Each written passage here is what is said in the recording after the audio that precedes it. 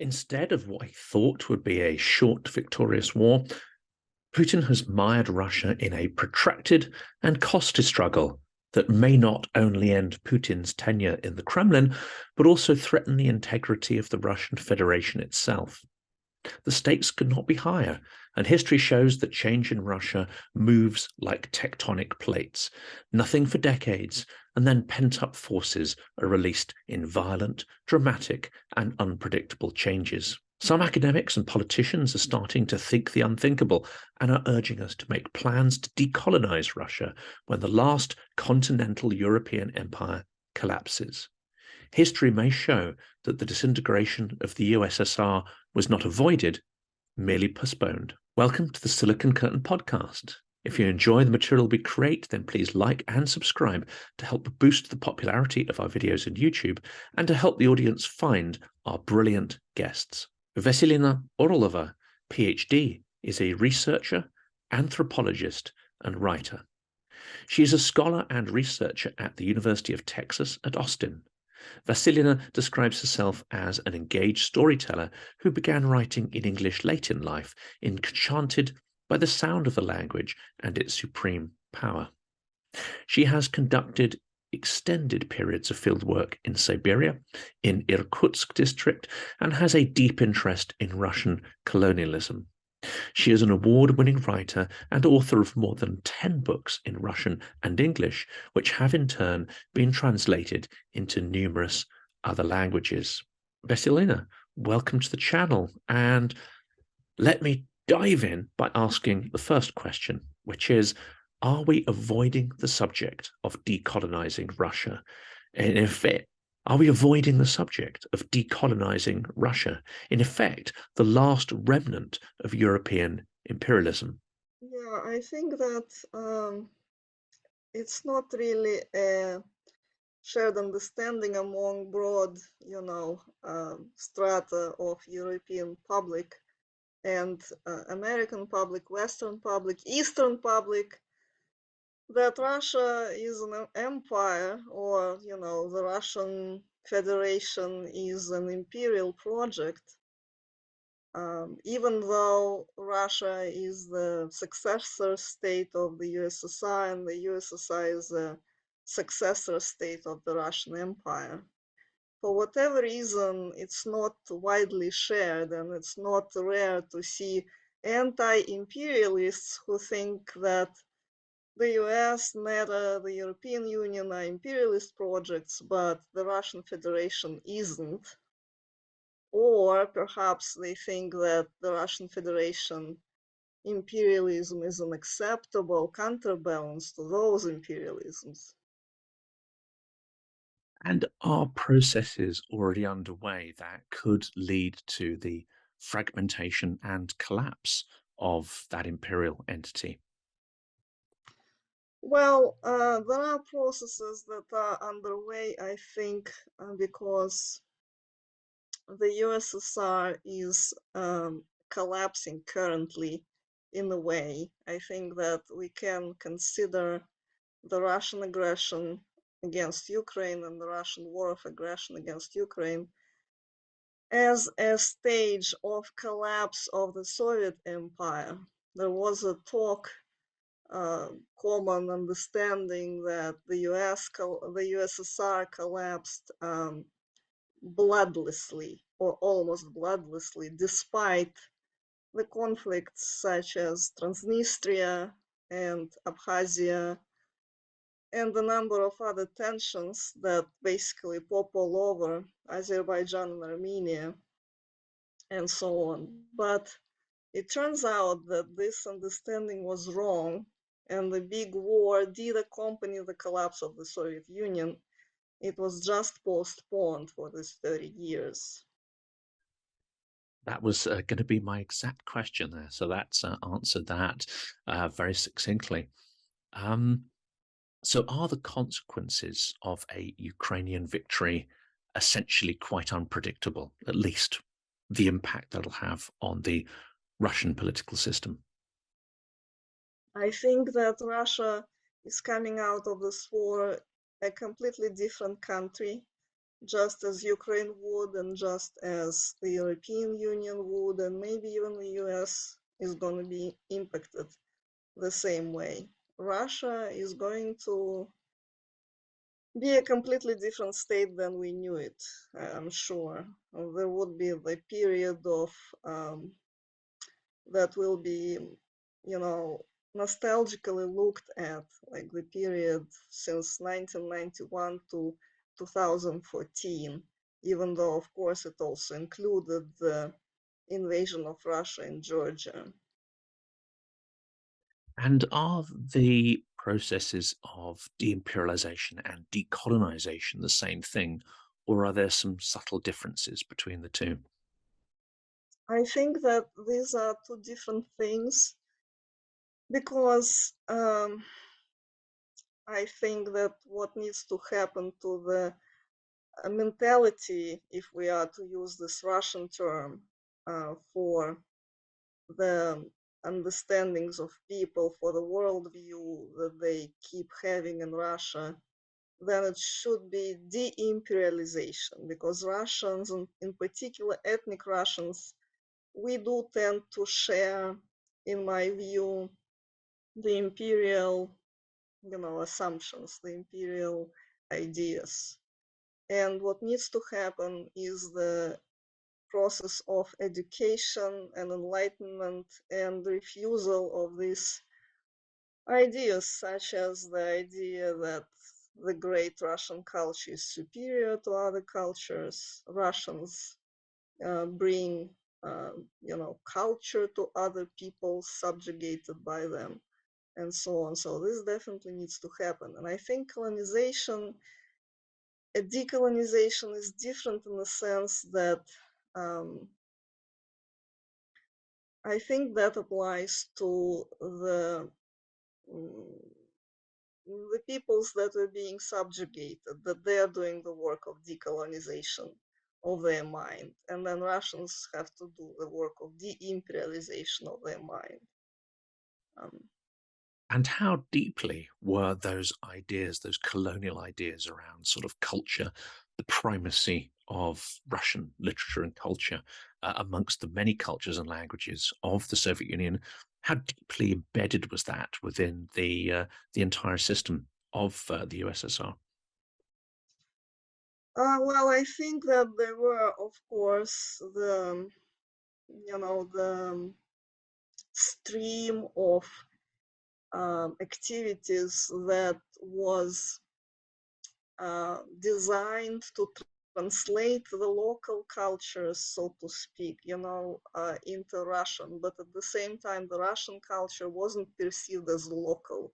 It was perceived as one of the global cultures and the culture that is exceptional.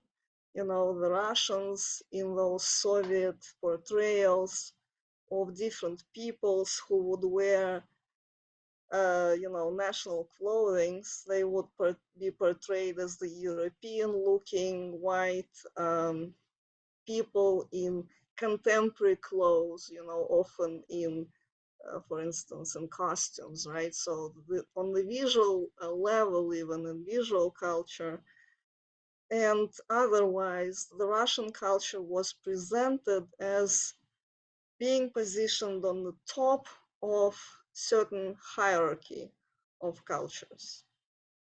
Another major problem, of course, of the Soviet Union, which is also the Tsarist era and the present era as well, is the huge monolithic bureaucracy and bureaucratic processes.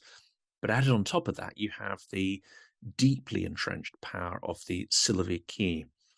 So, how important is it to tackle these other two, I would say, sort of institutions or barriers to change, along with, de-imperialization?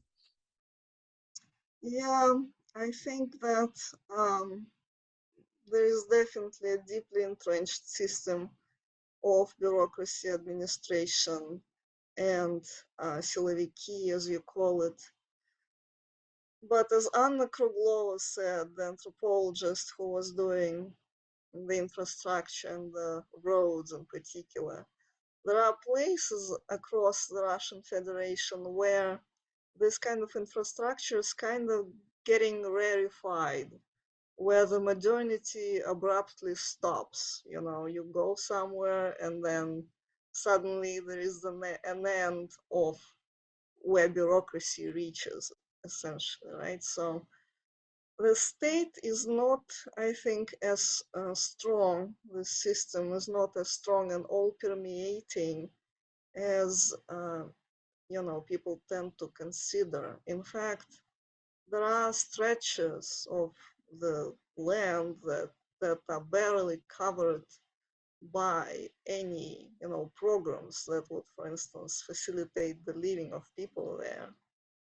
So there is this paradox of this system being strong and yet having, you know, certain limits to it. And of course, as the introduction points out, you've done a lot of travel and research in remote parts of Russia, including Western Siberia and Irkutsk Oblast. Could you tell us a bit about that? Because it seems that that experience probably links quite well with the topic we just talked about. Yeah, you know, of course, all my work has always been against the orientalization or orientalization of the Russian, right? Against the certain peculiar assumptions that stereotype, you know, Russians and embed them in some particular forms of thought in the West, so to speak, right? And of course, the full-blown invasion of Ukraine that was, of course, preceded by the uh, occupation of Crimea and invasion of Donbass, Donetsk and Luhansk districts of Ukraine, was basically, you know, made meaningless, so to speak. Um, and but I still kind of think that one of my concepts, such as cheerful nonchalance, explains a lot on how Russians deal with sanctions, for example, right now, or how they deal with such big losses of life among the Russian personnel. And this concept illuminates the pattern in the Russian thought that allows people to kind of dismiss certain hardships and certain, um, you know, situations when they suffer.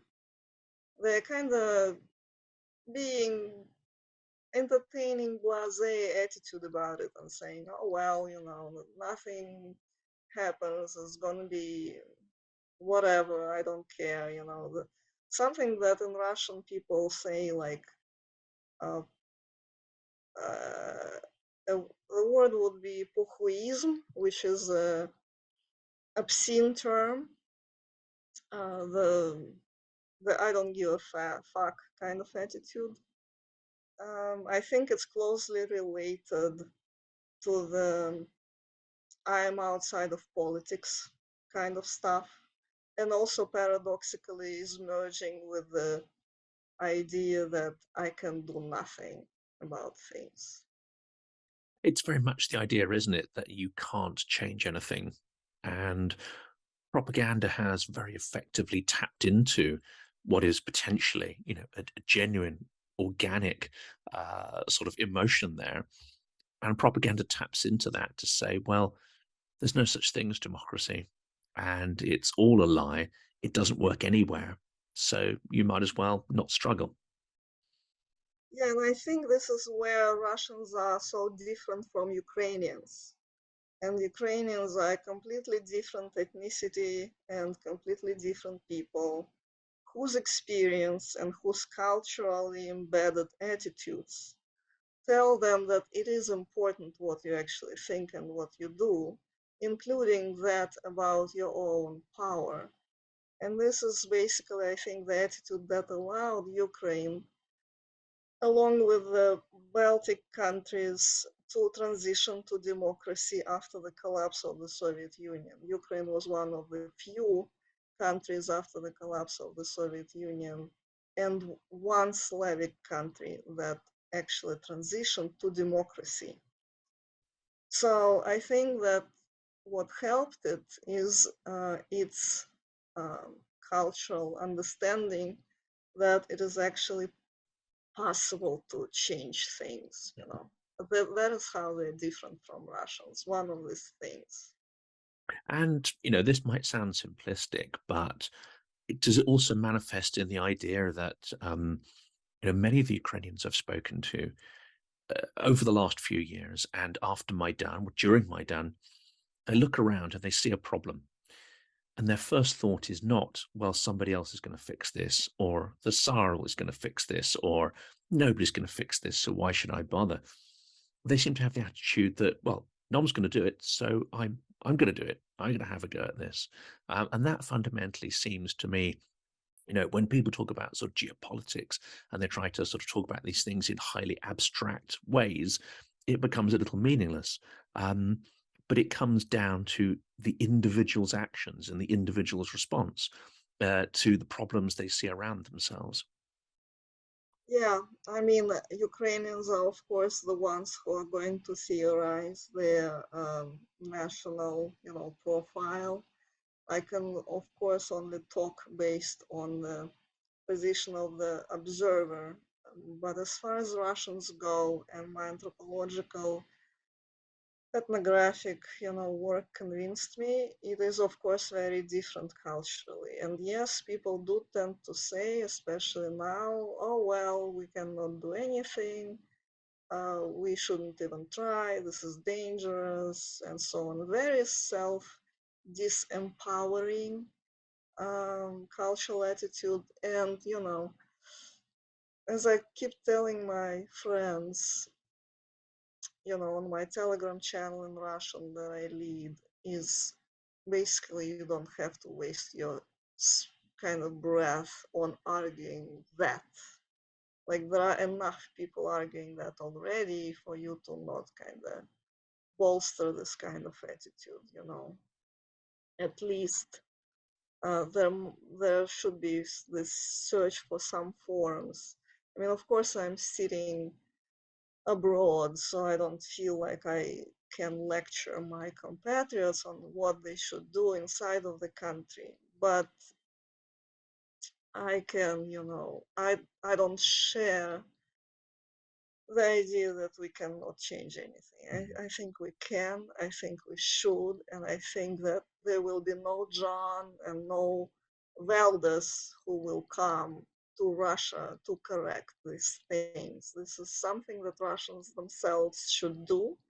And also in terms of decolonization and de-imperialization, this is not the kind of movement that Russians probably can um, you know, lead. This is probably the movement that should be led by people who belong to the colonized nations or whatever you would call it. You know, there is some disagreement of calling them ethnic minorities because um, they're the colonized people. You know, this is a completely different framework. So this is the movement that they should lead and that they do lead, and we just kind of have to give them platform and endorse their work and support them, I think. And what is the extent and variety of these peoples? I mean, many of the names of the regions are barely known to people outside of Russia.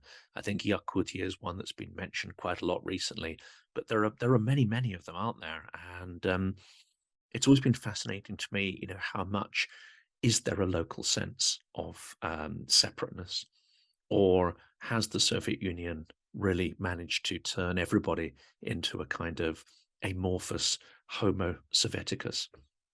Mhm. Well, I think that the Russian Federation itself, during the 31 year of its existence, or 32, made quite a bit to Russianize, made quite a bit of actions to Russianize all these people, to kind of diminish the number of classes that you know people take of the languages locally, for instance, and making it not obligatory classes. that of course triggers the whole rationality idea of, okay, we don't need to study the language, you know. So there is quite a bit of effort, but the people who are talking about decolonization and de-imperialization sometimes, they are numerous, they are very different, they are atomized, they are the different people, you know, across, coming from completely different backgrounds, not necessarily academics, absolutely activists. And I think that actually to try to bring them together and to connect them to the policymakers and politicians and analysts of all kinds in the West, we probably need to create some sort of think tank that will allow them to continue formulating or give them a platform to connect and to formulate these things that they're formulating, each sitting in their own Telegram channels. And again, some people are already doing this work of bringing them together too. I'm not talking about inventing something for these people. I'm talking about connecting them together and connecting them to the Western, you know, representatives of the electorate and so on, people who might be interested. I mean, that, of course, is that activity is designed to enrage, I would sure, the propagandists and so on. The idea that Western powers would be overtly interfering in Russia's structure. I think we need to think seriously about it. And there's very little planning, it seems to me, going on in the West for the eventuality of Russia's potential collapse. But at the same time, it would be seen as a highly aggressive political move, wouldn't it? That is true, and moreover, you are breaking the law in Russia if you discuss even things like that, or you are coming close to breaking the law. They very easily can announce you to be an extremist and a radical who is even thinking about these things. Just recently, they included in the list of extremists the author of the channel Kolkhozное безумие, Felix Yeliseyev, who didn't even like, you know, um, I mean, I don't know what they wrote in his case, like what's wrong about it, how is it wrong? But the thing is, people need to be able to imagine the future, and we are not, I mean, trying to you know, inflict all sorts of horrors that, of course, reasonably uh, people can imagine. Of course, you know, there is a potential, if this conversation gets rolling, of multiple ethnic cleansings and, you know, terrible collapses and catastrophes. But the thing is, it's not like right now we are in a situation when the war is not happening and people are not struggling. Like it is already happening, and it is already happening based on the ethnicities and understanding who is Russian and who is not, and the idea that Ukraine and Ukrainian is not the kind of identity that really exists, and things like that.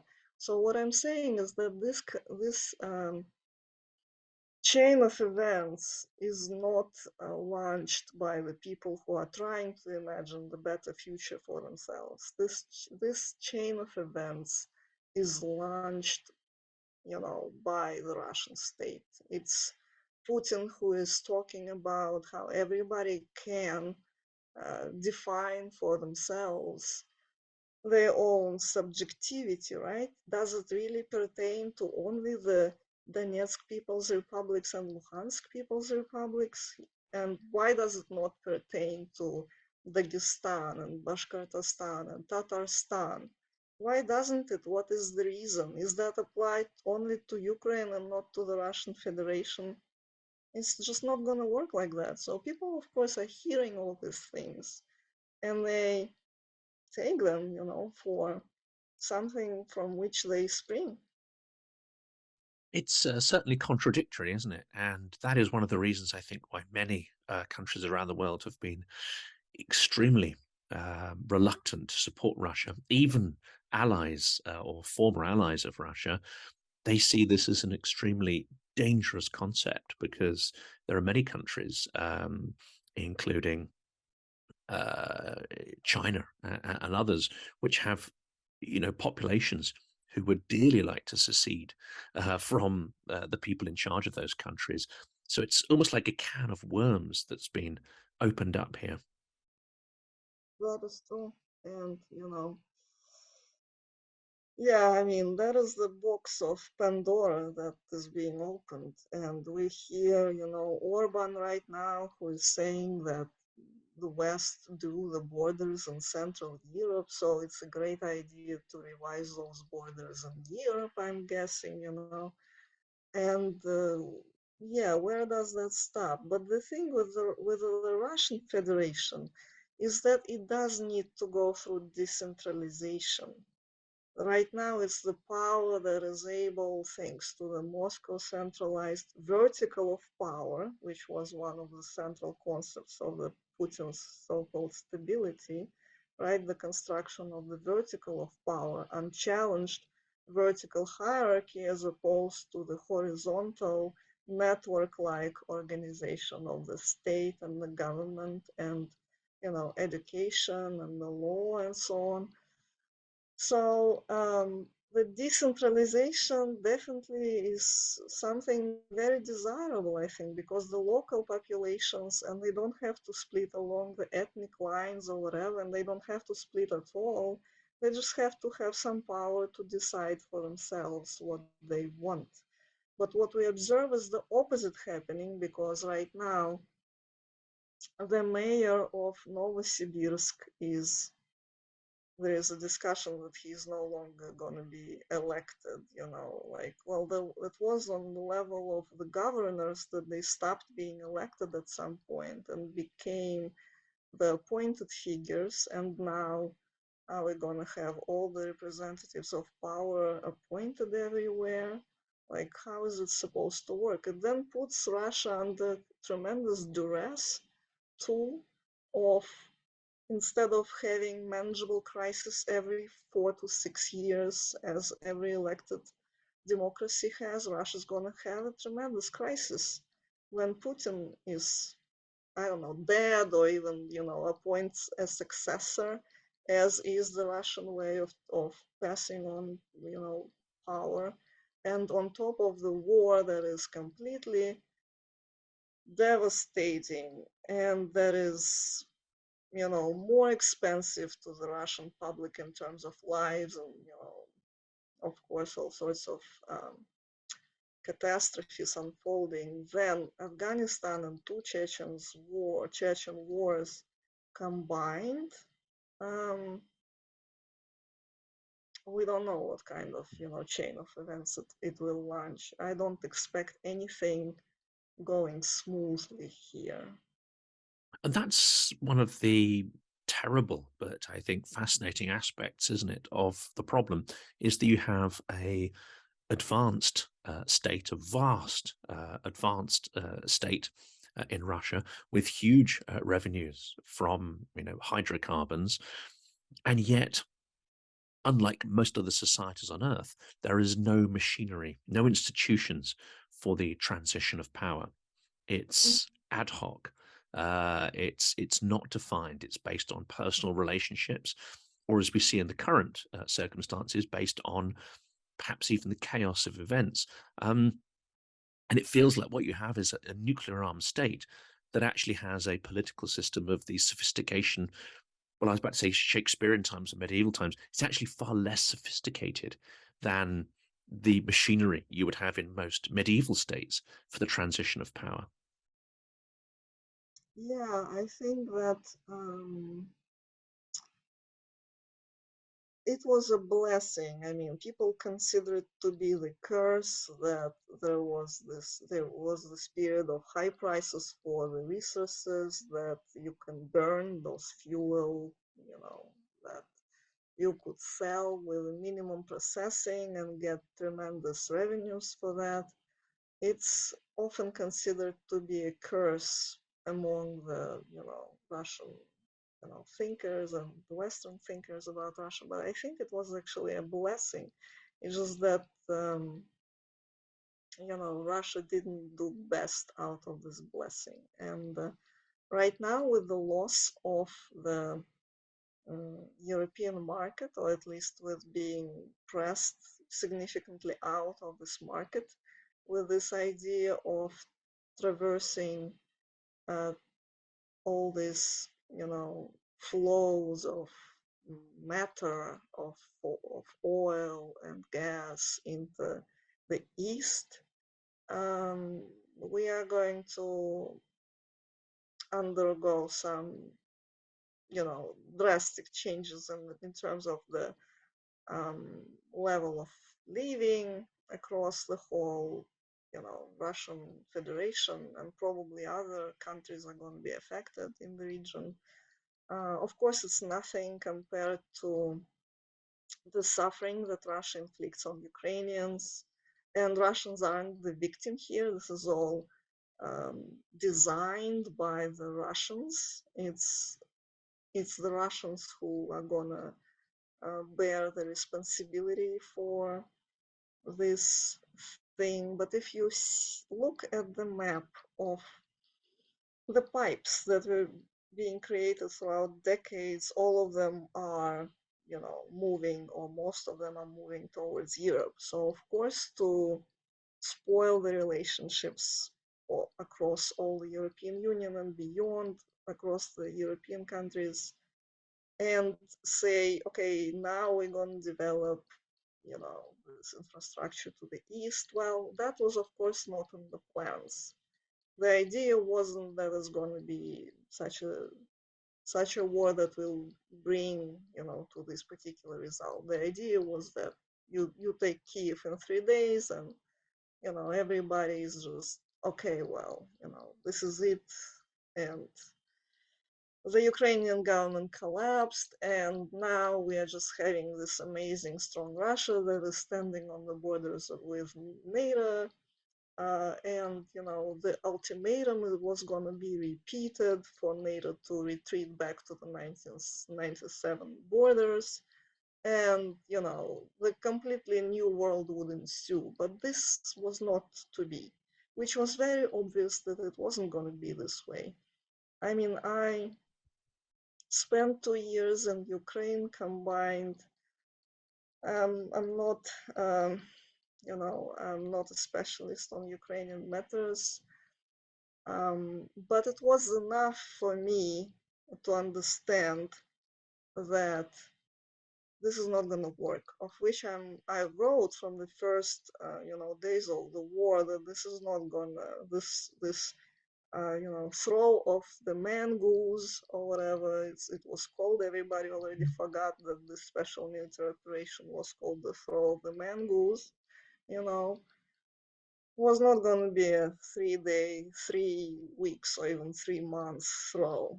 Of course, it's a completely different type of development right now. So And yeah. strategically, the thinking is relatively primitive, isn't it? I mean, one might say that Putin was getting fed information, biased information, untruthful information, which his decisions were based on. But beneath it all seems to be a level of mythology, wishful thinking based on a mythological way of thinking. With your sort of anthropological experience, why do you think it is that myth, and indeed a backward-looking view, seems to play such a strong role in Russian culture, both political and the wider culture? Ukraine, again, this is very, very sort of broad characterization, but many Ukrainians have described to me that their culture is forward-looking. So there seems to be a sort of fundamental difference in thinking that then influences the political sphere and key decisions such as the invasion. Well, this is great. I think that the describe it as forward-looking. I have to agree with that, and there is indeed a difference on how Russia is looking into the past, into the Soviet mythology that, again, of course, is only tangentially related to the Soviet, actual history that was never being taught, that was never being, addressed, and only kind of the new and new layers of mythology, one on top of the other, were put. And Russia, in terms of, I think that is closely tied to the non-democratic government, which is again something that is tied in the imperial mindset.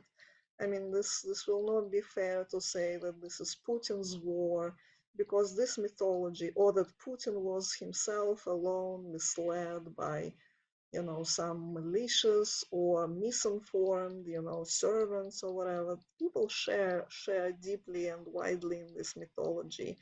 I mean, I remember years ago somebody was telling me that the Ukrainian language was not the language, that it was artificially created, that Ukrainians are, like they don't exist, and they are like Russians who are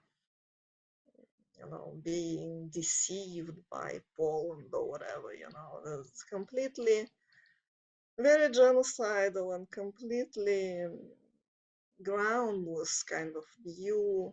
And the absence of the change of power, the increasing isolation, the Putin's idea that, he evidently shared this kind of popular Russian political idea, if not Putin, then who? Like nobody is more adept, more smart, more wise, and whatever. He believed in his own, you know, in his own acuteness here. And again, this is not him. This is like he's the tentacle of this Russian imperialism, right? He's basically like this kind of mythology is widely shared. This is what I want to say. This is not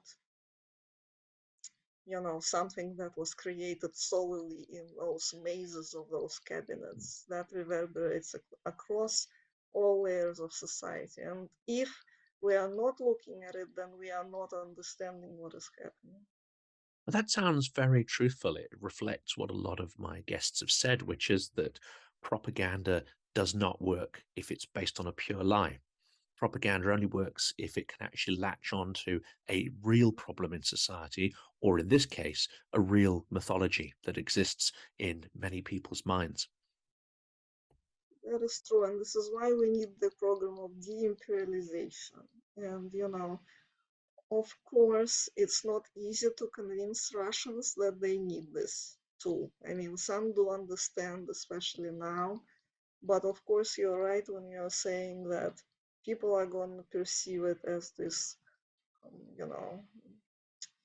very biased and very particular move from the West, to try to de-imperialize, And this is why I think, for example, Kasparov and Khodorkovsky's idea that they recently published in Foreign Affairs is not going to work, because they're saying essentially that there must be some period of the rule that the Russians would, endure, sort of, from the Russian immigrants long-standing Putin's critics, by which they probably mean themselves, that they would like come and have a transitional government, and then the democratic government is going to be elected. This is not going to work, because Russians are not about to accept this kind of rule coming from the West. When people say, oh, Russians don't have a say, this is not true. If they don't accept something that isn't happening, when there were lockdowns, people were very against them, and they did not take the forms that they took in China, for instance, right? Russians are very adept in defending what they perceive to be their rights. And bottom line, if they don't protest, it means that they're fine with it, you know. Of course, not every Russian and so on, but that is just not the point. The point is that the Russian society will never accept the Western, rule over them, even with the Russian immigrants and so on. So I think, bottom line, the de-imperialization, this program, is a chance. At least it's a chance. Otherwise, you're just gonna have this northern North Korea, perfectly, centralized. There would be another successor, just like Putin, absolutely the same. We might not know him. He's already born. He's already working somewhere. He's already like moving piles of papers from one table to another. It doesn't have to be somebody we even know right now. With this, mechanism of succession, it just works this exact way. Putin will just appoint, and that's just gonna continue like it did. And I think, many people will be surprised at that idea of Russians defending their rights. I think probably we should clarify what that means there. I mean, it's rights and privileges, isn't it? And it's more the material privileges, not political ones, because of course the Western audience will immediately think of democratic rights, rights of expression, and these sort of things. But actually, this is more about people having a sense of what they're entitled to, what they can and can't do materially in their lives. And it's more guided in that respect, isn't it? Rather than a sort of structured political expression or resistance.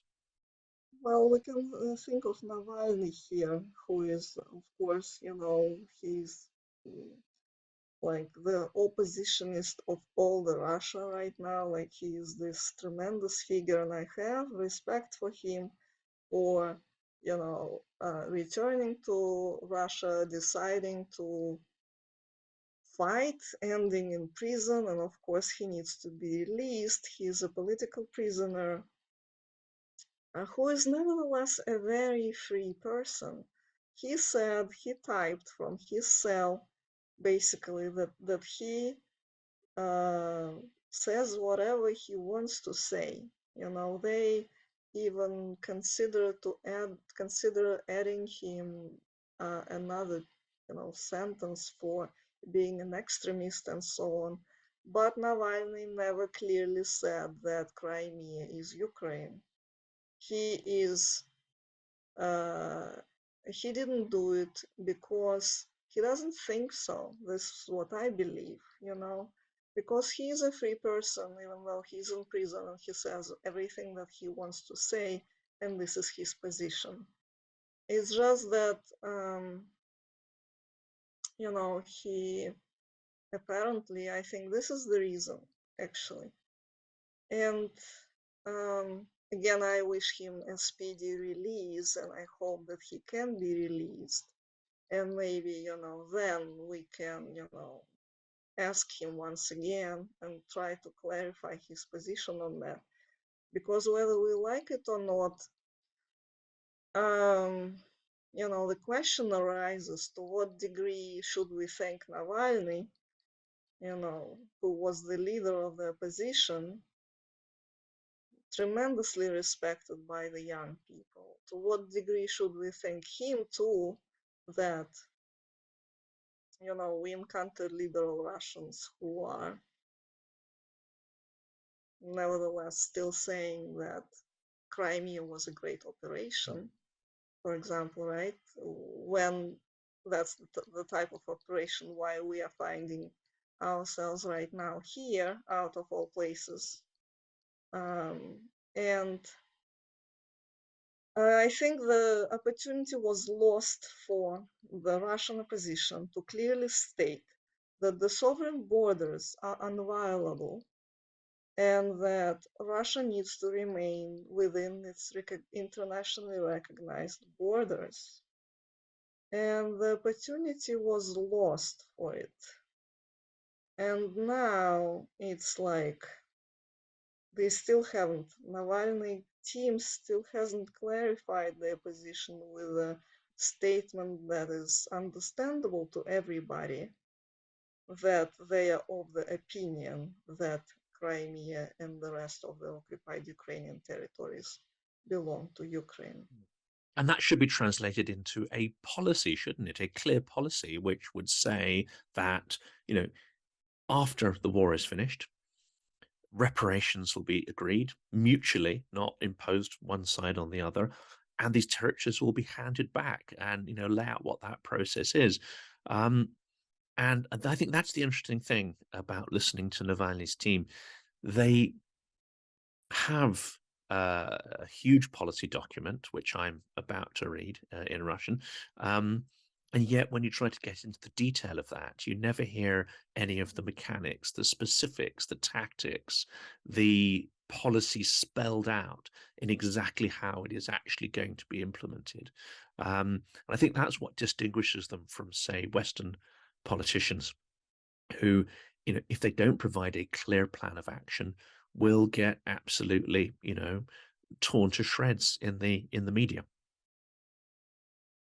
Yeah, I think that first of all, the position of people living in Crimea, including Russian settler colonialists who moved there since 2014 illegally and built the structures illegally, for which, basically you have to pay the fines. This is illegal. All the buildings, all the businesses and so on, it that were opened by the Russians in this territory. This is all illegal. It has to be redeemed. It has to be compensated for over 8 years now, 8 years and 11 months, which is almost 9 years.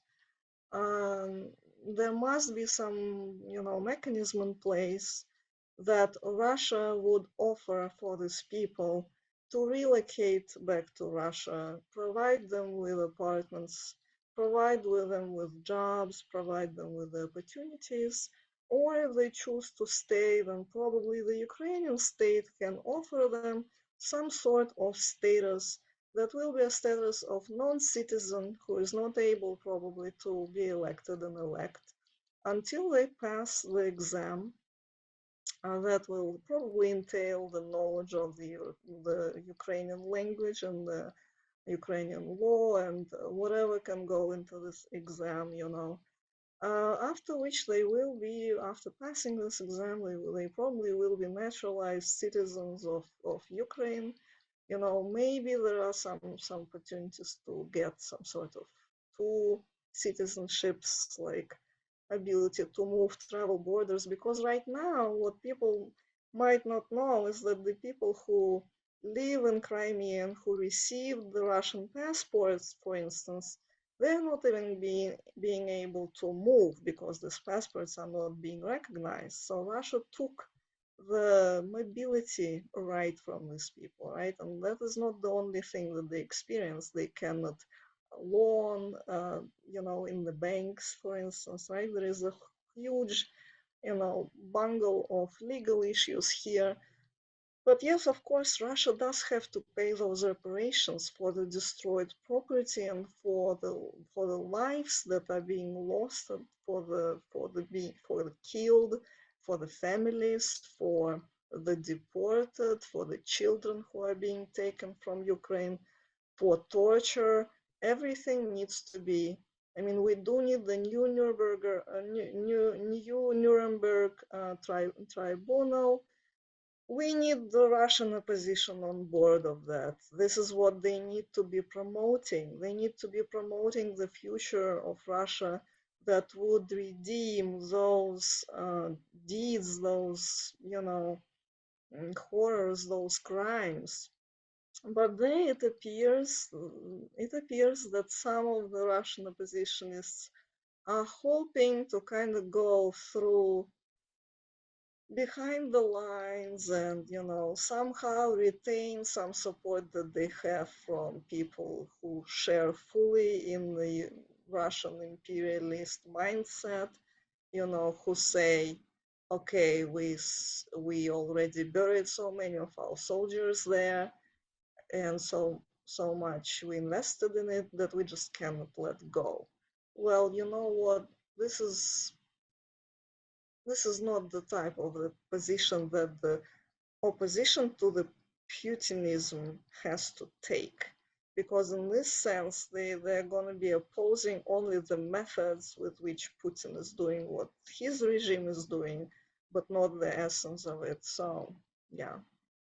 And that's so many interesting things there. So this idea of individual freedom being unlimited, whereas in a democratic society, you tend to get the evolution of institutions, which by their nature place a sort of collective freedom, and they put some limits on individual freedom.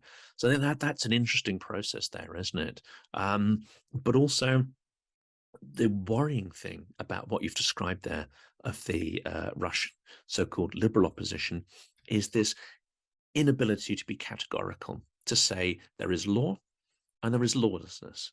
And the state of lawlessness, they will complain about it when it threatens their rights and privileges, but they will not have this idea of condemning lawlessness as an absolute. So when it suits, they will either not mention it or gloss over it, or in some instances, even condone it. And that's extremely risky, isn't it? Because that very idea of lawlessness is what's being used to condemn them and punish them at the moment. But some of them do not seem to see that it's an absolute, that you cannot have lawlessness in one area and tolerate it and not having that come back and bite you in another area.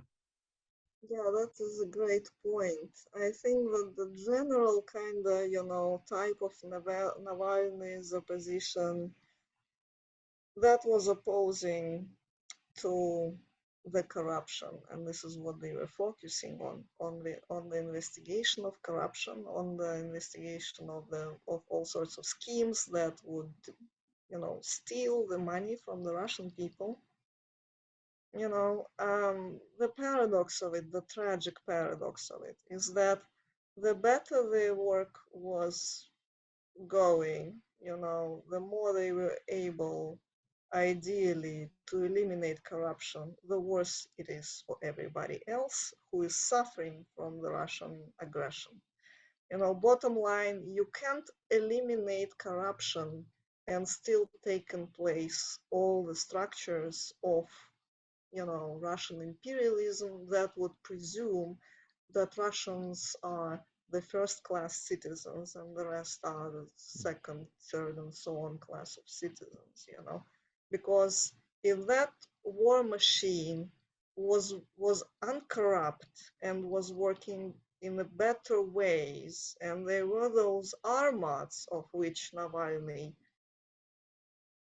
very strangely spoke in his last word in the trial. Like he would, you know, yes, he condemned the war and he was not happy, obviously, that the war unfolded. But why on earth was he talking about the inability of the Russian army to produce Abrams when Armatas, it was called, yeah, Armatas, the contemporary Russian tank, when the Soviet versions of those tanks were rolling into Ukrainian territory.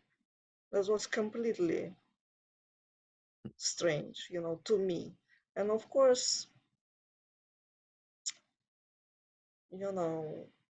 people get very offended when you point that out to them, and especially Russians who are very unhappy to hear from the immigrants that say these things. But the thing is, who, if not the people of diaspora, will be able to point that out? You cannot say this stuff inside of Russia right now, and I mean they perceive any critique as the attack on what they call the beautiful Russia of the future, which evidently will eliminate some corruption and maybe also war.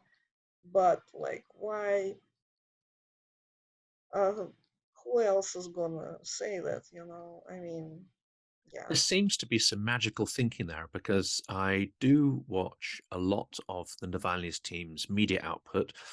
And as media output, it's incredibly professionally put together, and they do a lot of detailed reporting. A lot of it is incredibly factual, and most of it is accurate. So in that respect, they're doing a sort of great service. However, on that point, occasionally they'll touch on that idea of corruption, and they'll be challenged about why the focus has been on corruption. And this is where the real magical thinking seems to come in. The thinking that still focuses on personalities and not on institutions, because every time they're asked, well, if you fix corruption, then surely that will create a more efficient Russian army, which might have actually defeated Ukraine rather than getting bogged down. You might have had fixed corruption. Therefore, the troops would have not come down in a big column to Kiev. They would have had proper training and tactics. They would have had maps and supplies, and they might have been able to take Kiev. And they'll say, no, no, no, that's not the case, because when we fix corruption, magically, you will also fix the democratic problem at the same time.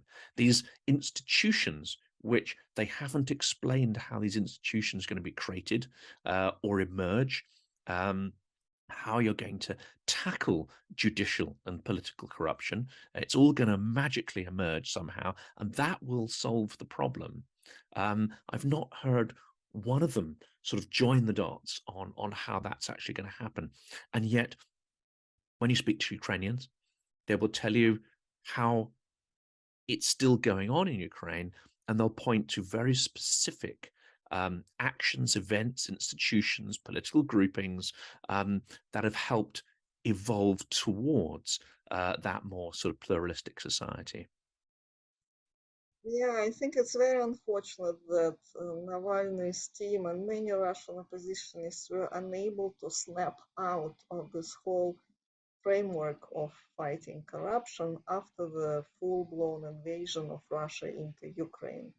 Like they were continuing moving along the rails that were already in place, as if nothing worthy of correcting things happened.